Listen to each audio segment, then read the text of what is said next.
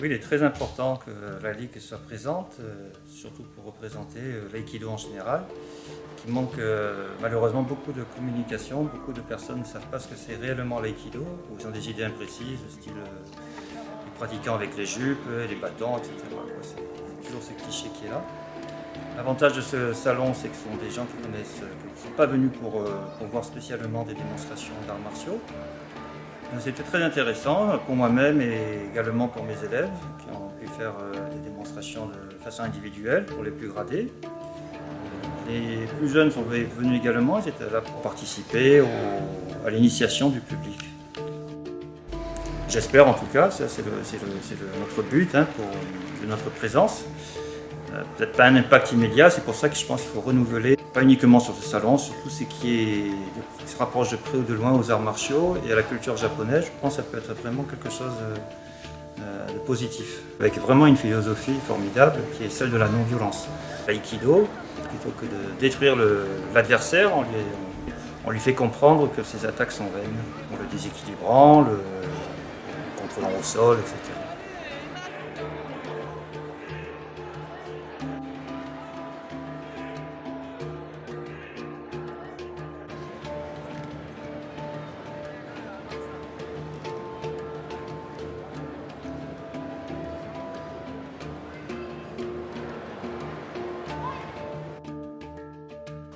Du point de vue, je dirais, éthique, étant donné que l'aïkido, c'est se mettre en harmonie avec son partenaire, les femmes y ont trouvé automatiquement leur place.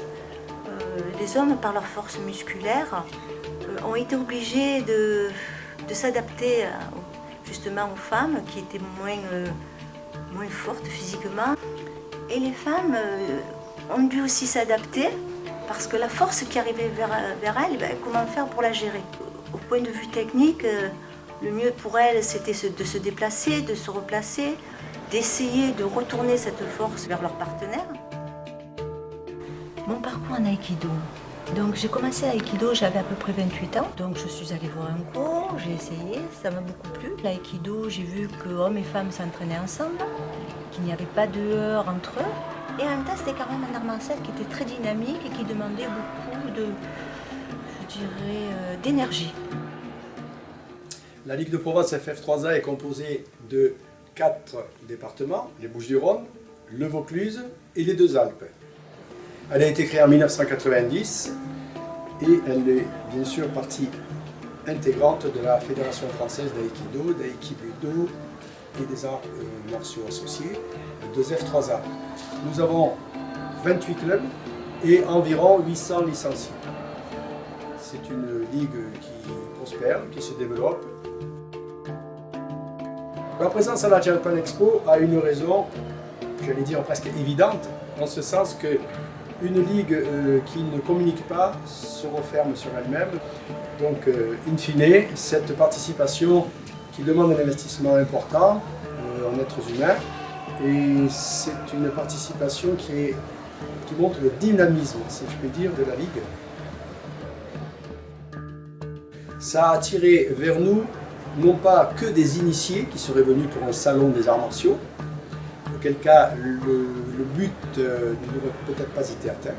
Là, nous avons vu monter sur le tatami des personnes qui ne connaissaient pas du tout les arts martiaux, et notamment l'aïkido, qui ont essayé, qui ont pris plaisir, semble-t-il, et ceci aidé bien sûr par tous nos pratiquants et nos enseignants, que je remercie d'ailleurs très vivement pour leur très forte participation.